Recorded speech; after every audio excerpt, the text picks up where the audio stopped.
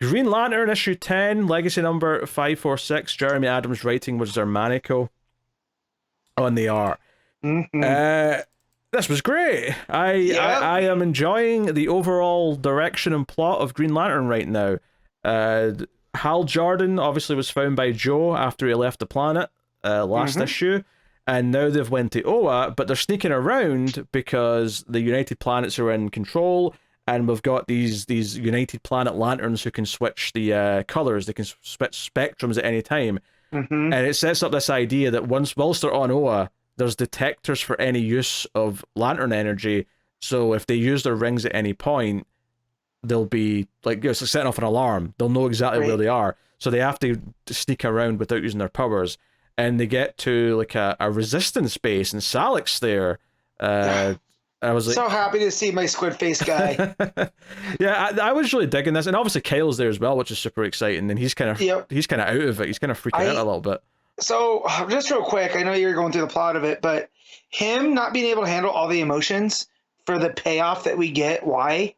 I really like that because Kyle, the whole arty side, like I give you a ration a lot about Kyle and his stupid crab mask, but I always love that Kyle being the artist and being in touch with his emotions, it made him prime to be, one of the people that can wield almost any of the lanterns. So seeing him here, like in a corner in a huddle, not being able to handle what's going on, right? It proved a big mystery for something that's revealed later, and that's some really good Lantern, mythos type stuff that he's playing with. I think what you're getting at here is that the power battery, if we're going to call it that is actually feeding all these lanterns their power right now, is this big orb that's like the source energy, which is all the colors. So, he sees this big ball that has all the different colors in it. But notably, Hal's power is not coming from that, which is important because it seems like at any point they can turn off all of the other lanterns' powers because they don't want them to use them. But Hal's doesn't turn off because his power's coming from somewhere else. It's coming from the power battery the on one Earth. in Earth. Yeah. Yep. So yeah, I thought all that stuff was fun. I think this idea of them being a resistance and there's corrupt Green Lanterns working for this new regime that's in charge. I thought this is a really fun setup. I was liking discovering this.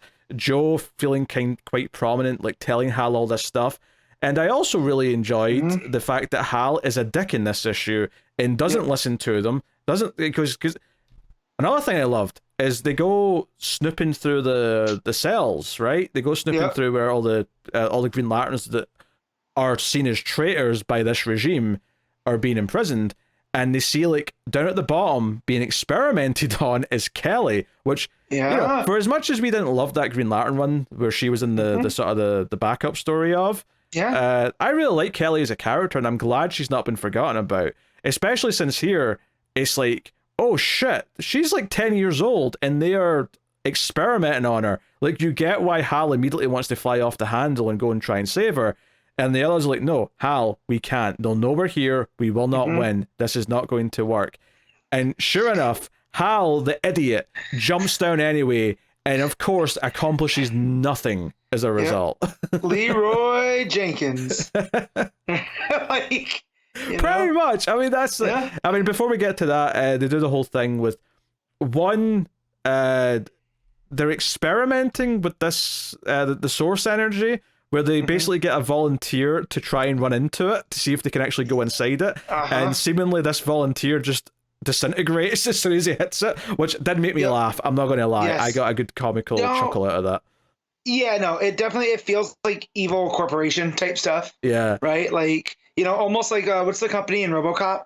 Oh, OCP. Yeah, this is very much like OCP testing out things and making somebody. But I also like the guy that they bring, right? He's supposed to be a volunteer. He looks very unsure, but Theros tells him, like, you're greedy for the cause. And it kicks on the orange energy, right? And he starts going, oh, it'll be mine. And that's how he manipulates him to go do it. So it's even more like not just a volunteer, but a manipulated volunteer. Oh, sure, yeah. I mean, when I said volunteer, I wasn't. I didn't mean to imply that he was like devout for the cause. Yeah. Like he clearly, the art's really good here at showing that he does not look happy about this. He's very nervous and doesn't want to. Yeah. So yeah, yeah, they call it the Source Lantern is the energy, and this is also where they established that Jessica.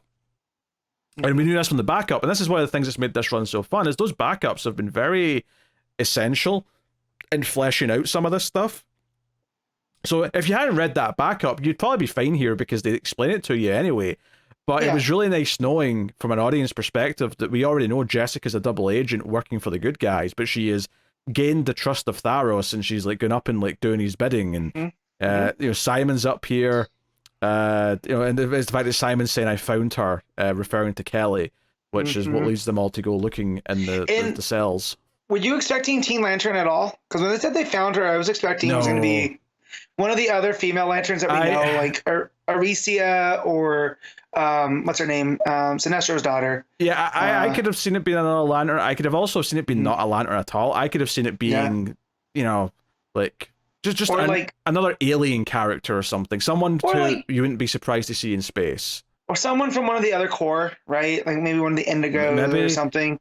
But yeah, was not expecting Teen Lantern, so that was a nice surprise. It was a genuine surprise when it showed you that full page spread and the narration box just says Kelly, because suddenly this is someone who's very like vulnerable, and you understand why Hal is so ready to try and save her, and it really sets up the stakes that okay, these people are evil. They're they're doing this to a child, and they're using the child for their own gains. It just makes it this extra nefarious so that you really buy this whole resistance idea, and that the powers in charge are corrupt, they're evil, and we want to root for the resistance, right? I mean, fundamentally, you like Star Wars. What's the whole thing about that? Yeah. It's about the resistance taking on the Empire. That's kind of what they're doing here to a point. But yeah, like I said, Hal just jumps in like an idiot, takes out the scientist, but then of course the Manhunter armor looking dudes show up. Yeah, they'd look like the Praetorian Guard from Star Wars, the Crayola guys. You know, so yeah. And they're not Manhunters. They mention this as well. Is that the guards they're using Manhunter like armor and technology, but they're not actually Manhunters. Yeah, there's people in there. They're not the androids. Yeah, and because Hal's jumped in, Joe and Simon jump in as well. It's like okay, we may as well try.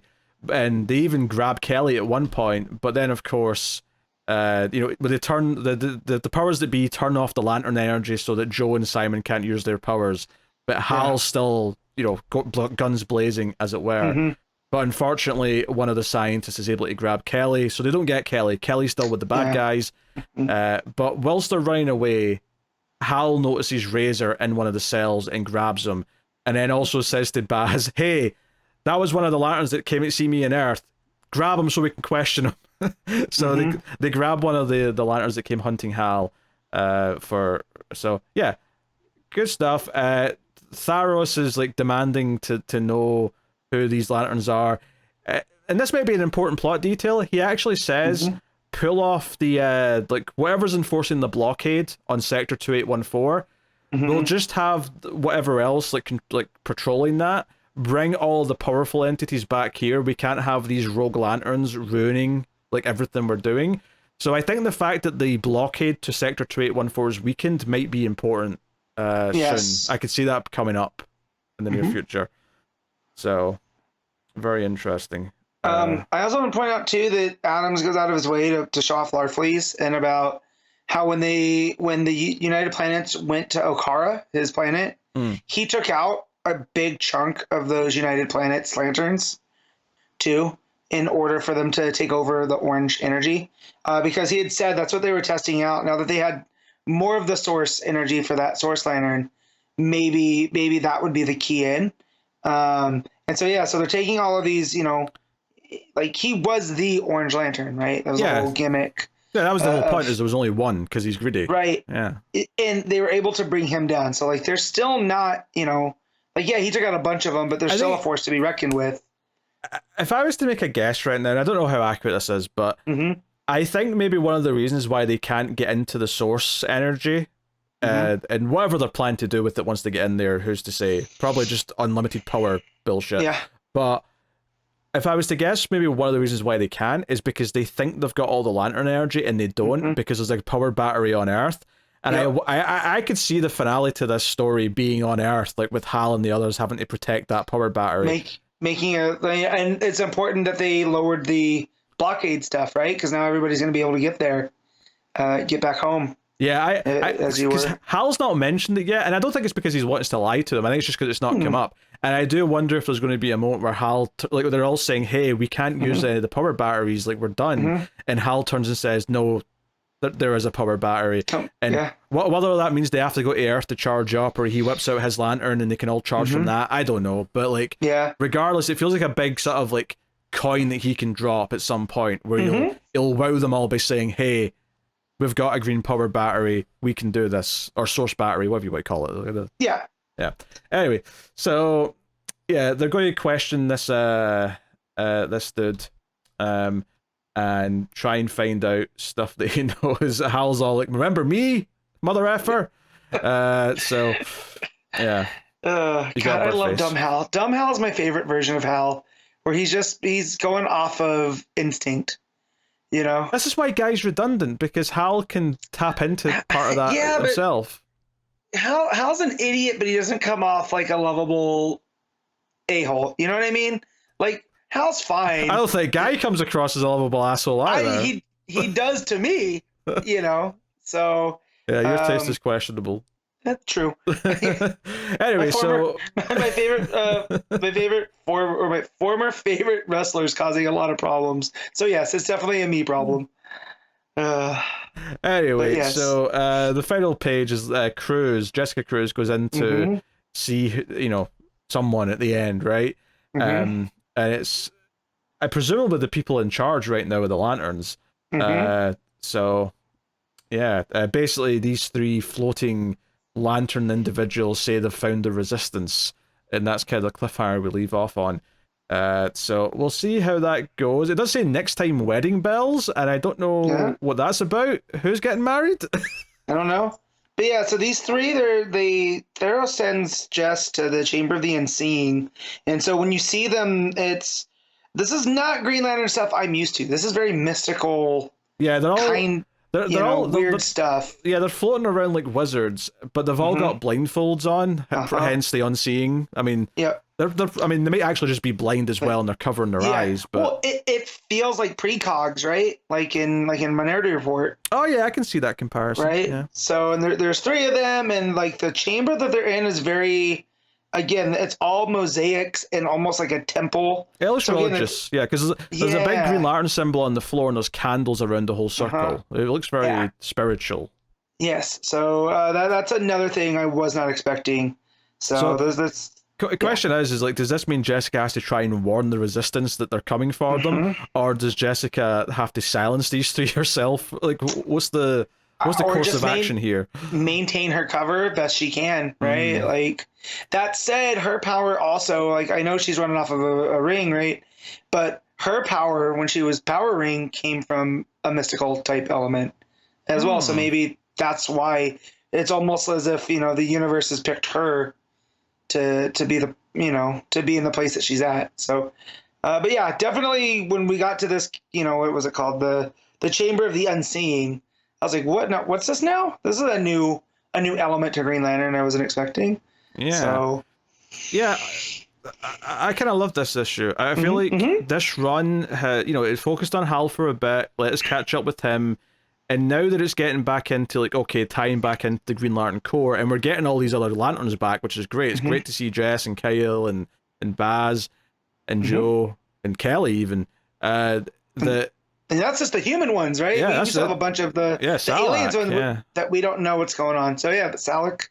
Yeah, I think just this plot, like immediately it was just, it was like, as soon as Joe was like, hey, we can't use our rings because they'll know where we are, I'm like, okay, this is great. You're putting restrictions on them. They have to use their heads. They have to, like, it's as simple as this might sound, sometimes just restraining what the characters are able to do and then have to have them figure a way out of it and solve the problems in different ways is one of the most satisfying things you can do with a concept, because immediately you've got these characters trying to figure out how they can get around this. It puts them as the underdogs, try to go up against the big, unsurmountable force, all that stuff. Yeah, and because it's something as simple as like, oh, Kelly's in trouble and she's like the young innocent one, like, you're immediately like, oh shit, that's actually really vicious. Like, yeah, Yeah. we need obviously we're going to root for the main characters anyway, but that But earns it a lot more, you know? yeah, it adds another level to it all. And then just also the idea that Theros doesn't even seem to know what the source stuff's about, too, right? Because they're still trying to figure this out. It makes it feel like it is up in the air. So, like, the Resistance does have a chance. But also, no, but yeah, no, them bringing Adam's bringing the characters in, and it's starting to feel like an actual Green Lantern book, not just a Hal Jordan book, is a welcome addition, too. Yeah.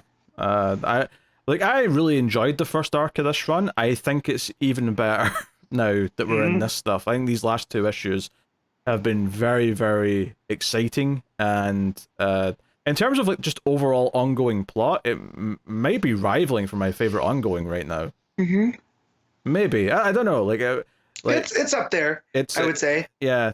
In terms of pure plot, like I think I like Birds of Prey character interaction more, but in terms of the plot, this might be the one I'm having the most fun with. And then Nightwing's in this sort of in between right now, where it's great, but it's in between like big arcs right now. So I'm sure once that next arc is kicking off, I'll be singing the praises of that, and Detective as well. Obviously. I'm also really high in War Journal. I'm really enjoying the stuff that's going on over there as well. So, and I like that it's not just the Philip Kennedy Johnson book that's driving the United Planets narrative, right? It seems like he's handed off some of that to the Green Lantern book. So it makes it feel like it's this universe crossing story, and that book now can just focus on John and his exploits. So, but yeah, no, this is a lot of fun. Yeah. And there's a backup, which I didn't read, but I'm sure you did. Of course. You did not. You didn't do the tie-in for House of Brainiac, and Adam's bringing back Omega Bandman. You know, the multiverse Hulk Hogan. Look, Matt. Yeah. There's very few combinations of characters that appeal to me less than Guy Gardner and Lobo. Okay. And Booster Gold. I mean, I don't dislike Booster Gold, but I did skim it and I saw Booster on a page and went, okay, Matt's in heaven with this, basically. Yep. So this one picks up with Guy drinking at a bar, and he's like, I can't believe I can't find him. My first job, it was to find Lobo, and he's nowhere to be found. And then he's in this bar, and he hears on the TV that there's this wrestling across the multiverse, where someone named Krieg Mysterio is taking on a new member to the wrestling company known as the Main Man. So he ends up calling Guy ends up calling Booster, and Skeets puts the call through, and basically Skeets is able to use his time traveling stuff, like the circuits and whatever of his technology, to realize that there's a portal where the wrestling across the multiverse is going to pop up in this time zone, and or this time era, and that's where Guy is gonna be able to go, and it's gonna pop up on planet Valix 4 in 3 days. So that's where Guy heads. He's sitting there waiting for it, and that according to Guy, this style of wrestling is totally illegal according to the Guardian laws here on Valix 4. So it makes it like this super underground thing. He ends up hearing this music, and it ends up essentially being a galaxy version of A Real American. And it says, I'm a real Galaxian, keeping it tight for every fan. And it's Omega Bandman, and he's fighting Krieg Mysterio, who almost looks like Savage Dragon, right? But he's blue and has one of those fins on his head. And Lobo, who's wearing a luchador mask. So he shows up to basically be the fun police and shut it down. Omega Bandman tries to talk him, tries to be like, no, Guy, this is for entertainment purposes. We're not actually doing anything. And Krieg Mysterio ends up knocking Omega Bandman down. and then Lobo ends up being, guys got him in like handcuffs, and he pulls the mask off and goes to take him. And as Lobo is arguing with him, he's like, "No, you don't understand. I need to do this." Lobo whistles, and across from the galaxy, the space dolphins show up, and that's how it ends. But yeah, so we got a little cameo by Omega Bandman and the Wrestling Federation that Jeremy Adams created for Flash, which was real fun. But yeah, so basically Lobo's on the run. And he's like, look, and he's even trying to maintain the kayfabe of being like, look, I'm not Lobo. I don't even know who that is. And Guy not going to be, taken aback by that. That's when he takes them. And yeah, so Guy's going to have to deal with space dolphins. The art by Maguire is really nice because it feels like an old school Justice League International.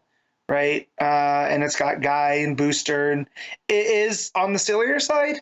So that art style, it's very expressive. Like even Lobo under the Lucha mask comes across, very expressive. And yeah, no, it's a fun backup. You should have given it a read. I think you would have gotten a couple laughs. Yeah, maybe. Yeah. I just didn't have it in me. It's fine. I mean, I'm sure just wherever Lobo ends at the end of this story is where he'll pop up in House of Brainiac, and that's it. It's that simple. Probably in the next 1 or 2 issues, since that's how long the event's going on for. So, all right. Well, rate Green Lantern overall then. I'm gonna give this a 9. I too am going to give it a 9. I thought it was excellent. Really excited for more issues of this. So cool.